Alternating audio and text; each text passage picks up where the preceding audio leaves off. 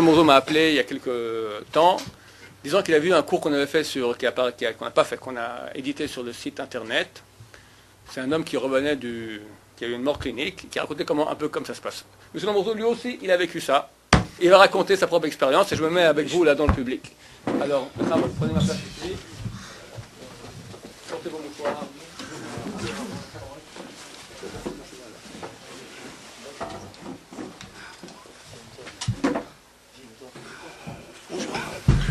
J'ai du mal à parler de ce que j'ai vu.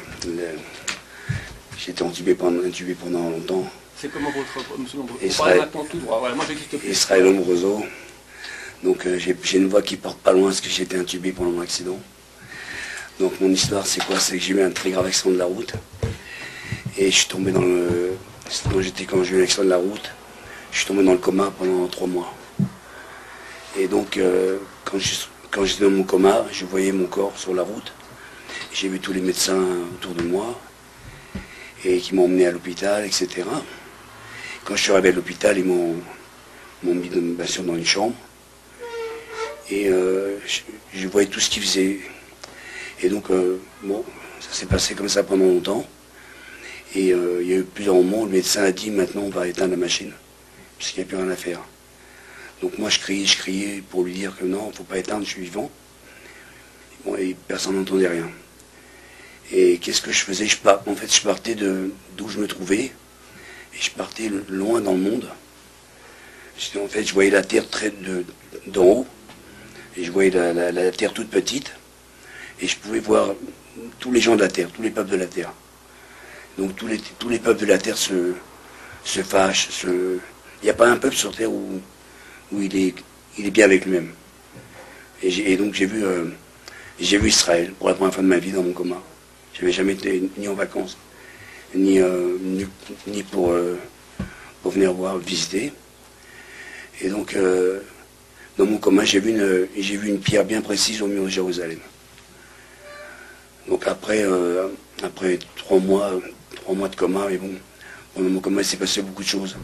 Et j'ai parlé avec des gens qui étaient décédés sur Terre, que j'ai reconnus là-haut. Et comment on les reconnaît? Pas par l'apparence humaine, il n'y a pas de corps. On voit que, comme une âme s'est brouillée, mais on arrive à voir qui c'est. Rien que l'âme, on sait qui c'est. Et on parle, mais que par transfusion de pensée. Alors, on se parlait, on se croisait, et on se parlait comme ça, et moi je savais qui c'était, et lui savait qui j'étais. Donc, moi je connaissais son prénom, lui aussi. Mais de n'importe quel pays d'où il venait, on savait, on se comprenait. Donc j'ai fait plein de voyages comme ça, aller-retour. Et je vais aussi dans la maison où j'étais avec mon ex-femme à l'époque, sur la France, à Paris. Et je venais pour voir s'il me verrait, quoi. J'essayais de faire un signe. Et malheureusement, je venais vers dans la maison. Et je venais voir pour voir mon fils comment il allait. Et j'essayais de bouger les choses, de faire du bruit, crier. Et personne ne m'entendait. Et alors moi, j'étais très fatigué de crier. Et je remontais en haut pour me sentir bien. Et donc là-haut, comment ça se passe? À un moment, on m'a parlé. On m'a demandé de faire le choix, d'ouvrir une porte en face et de voir une porte vers le bas. Donc quelqu'un derrière moi m'a dit, Israël, tu vas tout droit. Tu ouvres cette porte et tu avances. Donc j'ai avancé.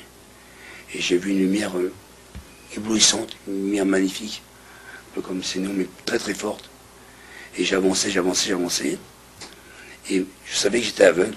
J'étais aveugle 6 mois après mon coma. Donc je savais que j'étais aveugle, je savais que j'avais un bras handicapé. Et plus j'avançais vers la lumière, mon bras se remet à marcher, mes yeux se remettaient à voir, ma voix elle redevenait normale. J'étais bien. Au moins on me dit stop, maintenant tu ne peux pas ouvrir cette porte, tu vas ouvrir la porte vers le bas.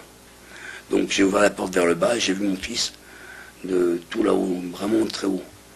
On voit la terre comme ça, et c'est un petit point minuscule. Et j'ai traversé tout cet espace jusqu'en bas. Et en bas, j'ai vu mon fils qui pleurait.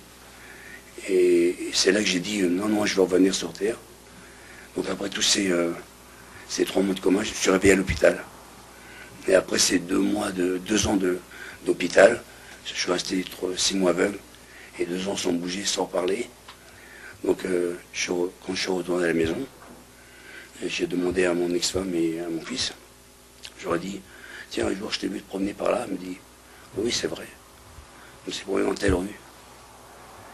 Et bon, l'histoire, mais bon, il y a encore beaucoup de choses. Mais... On a encore, au contraire, on a encore un quart d'heure. Je sais pas si vous avez des questions à poser, peut-être. Non, du tout. Et je mangeais pas cachère, je n'avais pas la religion. Ouais. Quand vous dites que vous descendez, vous montez, que c'était libre. Alors on peut se déplacer dans l'air, mais à des vitesses incroyables. Il n'y a pas d'espace temps ni d'espace vitesse. Là-haut, par exemple, si je disais demain, et je vais aller à New York, en 2 secondes, j'étais à New York. J'allais visiter comme ça des maisons chez les gens, partout dans le monde. Est-ce que vous avez dit pourquoi est-ce que vous méritez de revenir? Non. Je ne sais pas pourquoi. Est-ce que vous savez pourquoi? Non, je ne sais pas. Et je cherche. Jusqu'à maintenant, je cherche encore pourquoi. Et puis vous avez fait le choix? Ouais. La pierre du côté... Alors justement, non. Alors voilà, quand je suis revenu, donc après ces 2 ans, et j'ai rencontré quelqu'un par Internet qui m'a dit, moi j'habite en Israël, si tu veux un jour venir me voir, viens me voir. J'ai dit, bon, c'est l'occasion d'aller voir. J'ai été le voir, il habitait à Ashdod.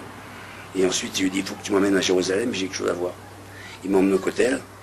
Et la pierre que j'ai vue dans mon coma, le dessin, la forme, et l'endroit vraiment exactement où je l'ai vue dans mon coma, j'ai revu la même pierre. J'ai touché cette pierre, je suis resté peut-être 3 quarts d'heure à pleurer. Pleurer, pleurer. Je ne sais pas pourquoi on pleure comme ça. Et tous les gens venaient vers moi, qu'est-ce qui se passe, qu'est-ce qui se passe. Je ne savais pas parler hébreu. Donc il y avait un copain moi qui parlait très bien hébreu, il expliquait, ce monsieur il a eu ça, il a eu l'accident. Et tous les gens venaient vers moi, en fait moi, j'ai dit, je suis rien moi. Je suis un juif comme vous, c'est tout. Et bon voilà. Et qu'est-ce qu'on pense là-haut quand on voit le monde Là-haut c'est la vérité. Ici c'est pas la vérité. Moi j'en suis persuadé, avec ce que j'ai vécu.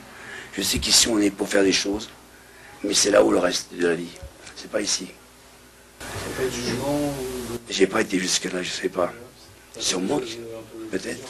Comment? On entend des choses un peu belles, pas des choses... Moi, j'ai pas vu de choses pas belles. Contrairement à la personne que j'ai vue sur Internet qui a vu des choses pas belles.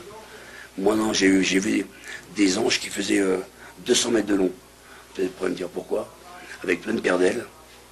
Alors, il y avait un à gauche et un à droite. Tout blanc, magnifique. Et j'avançais avec eux comme ça, au-dessus de la terre. Vous dites que c'est la vérité en haut. Vous en avez déduit à la suite ou pour vous il y avait un sentiment que c'était la vérité au moment où vous étiez à...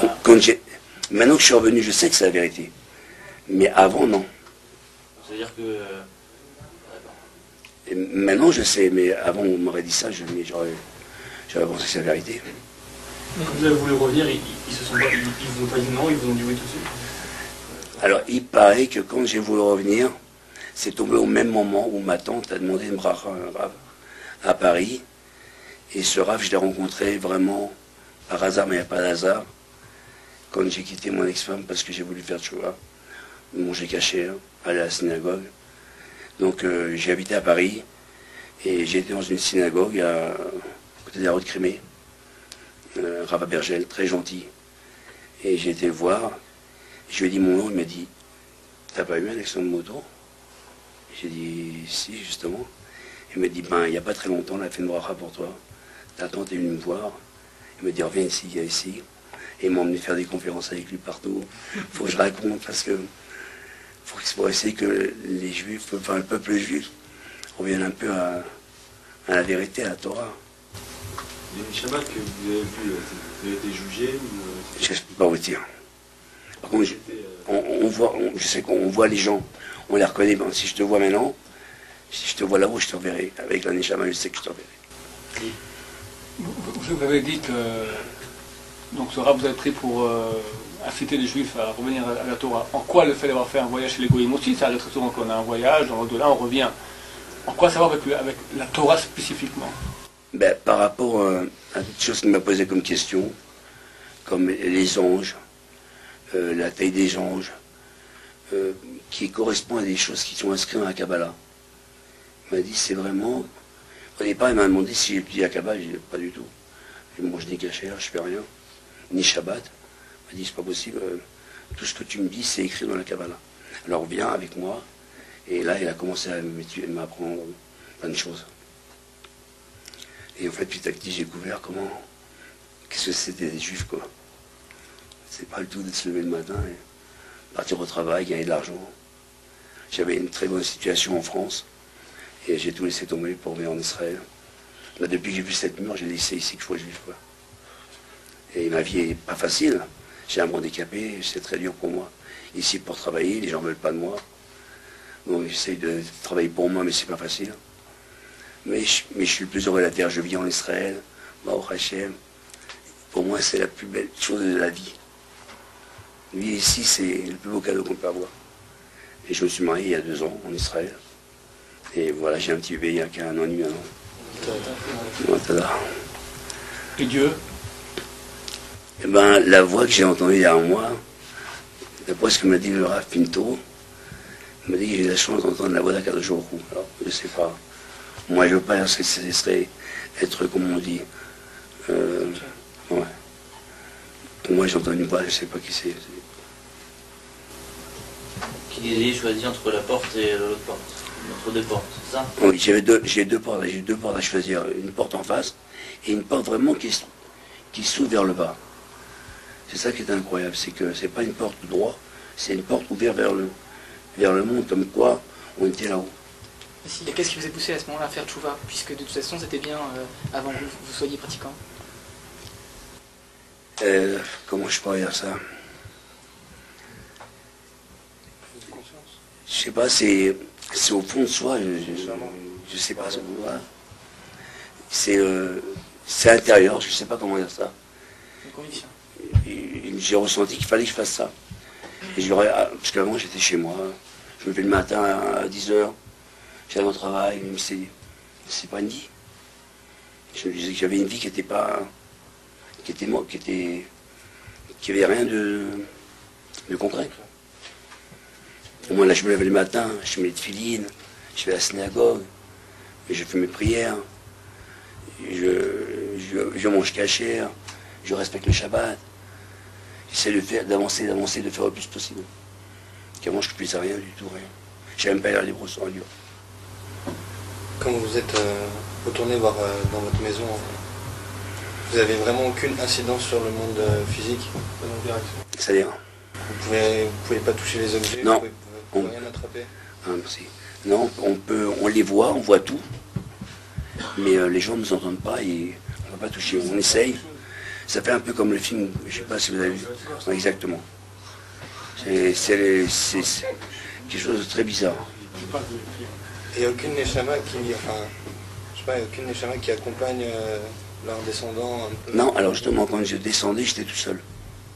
Par contre, quand je remontais, il y avait les anges avec qui j'étais et je me sentais bien. Chaque fois que vous remontez, les anges viennent. Ouais, les gens vous descendez tout seul. tout seul. Toujours les mêmes anges? Ou il y en a aussi? Non, toujours les mêmes.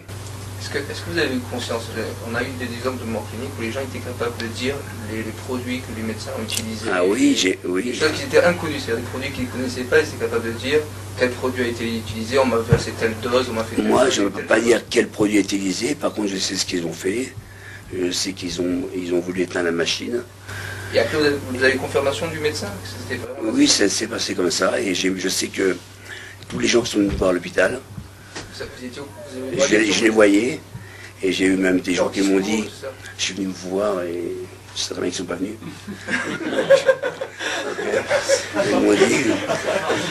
Ils m'ont dit, ah, souvent je suis venu te voir, tu sais, c'était triste à te voir. J'ai dit, oui, d'accord. Mais il a jamais venu me voir. Peut-être c'est vous qui vous trompez. Peut-être c'est moi qui me trompe, mais je crois pas. Parce que vraiment, j'ai vu tous les gens qui sont venus me voir. Et vous vous rappelez de ce qu'il vous disait? Tout, même les paroles aussi. Vous êtes capable de le répéter? Oui, il y a mon frère qui toujours il me disait, tu vas t'en sortir, tu vas t'en sortir. Et il paraît que dans mon coma, j'ai fait comme ça va aller quoi. Donc je sais pas. Et quand vous descendiez, vous avez la possibilité d'aller n'importe où? Ouais, alors, non, où je voulais. On pouvait se déplacer dans n'importe quelle partie du monde et dans n'importe quel foyer. Et dans le monde physique, ça a duré 3 mois votre coma, c'est ça? 3 mois. Pour Et moi. dans le monde, là, enfin, quand votre Neshama est monté, pas notre temps, pas le temps pour elle. vous avez Yeah. ressenti combien de... Ah, là-haut, alors là-haut, c'est justement, c'est le contraire, c'est que j'ai l'impression d'avoir vécu des millions d'années. C'est ça qui est très bizarre. Et j'ai vu un audio cours il n'y a pas longtemps sur l'âge du monde. Ouais. Qu'est-ce qui est intéressant là-haut? Quand vous êtes là-haut, vous venez visiter le monde. Quels sont vos centres d'intérêt? Je sais pas, on recherche quelque chose. Et je ne peux pas vous dire qu'est-ce que je recherchais. Peut-être que je recherchais les peuples juifs en tout cas. Oui. Et c'est ça qui était très bizarre. C'est que j'allais dans des maisons uniquement où il y avait des juifs. Je me suis jamais retrouvé dans une maison où il y avait des goyim. C'est ça qui est très bizarre. Alors que vous n'étiez pas du tout quelqu'un qui fréquentait les juifs? Non, du tout. J'avais des copains, bien sûr. Ouais. Mais comme je faisais de la moto, donc il y a très peu de juifs qui font la moto. Et ils me disaient que c'était un peu fou. Voilà. Vous alliez uniquement dans des foyers ou vous pouviez aller aussi dans la nature Non, dans la nature aussi. Non, je voyais dans le monde, je peux. Bah, c'est marrant parce que j'ai visité le monde entier. Vous êtes partis les revoir, les gens? Non, jamais, c'est loin. Ah, Mais j'ai vu des gens en Amérique, en Chine. Est-ce que vous vous sentiez différent quand vous étiez là-haut de la personne que vous étiez en bas? C'est-à-dire de la manière dont vous... Non, mais je sais que moi j'ai changé. Oui, mais quand vous étiez là-haut, est-ce que vous étiez la même personne exactement, avec les mêmes pensées, la même Non. manière de voir les choses? C'était un peu différent. J'ai changé en montant là-haut, justement. Avant, j'étais pas comme ça du tout. Vu que vous avez eu des conversations avec des personnes désabusées, quel genre de... C'était banal parce qu'on se croisait à des vitesses inimaginables. Je ne peux pas dire, on avait plus que des avions, je comprends pas. Et on arrivait à se croiser et voir. Ce qui est bizarre, c'est qu'on se croise à des vitesses, je ne sais pas, 2000, 3000 km/h, mais on peut voir la personne qui vient en face d'elle, de soi, et lui parler. Bonjour, comment ça va?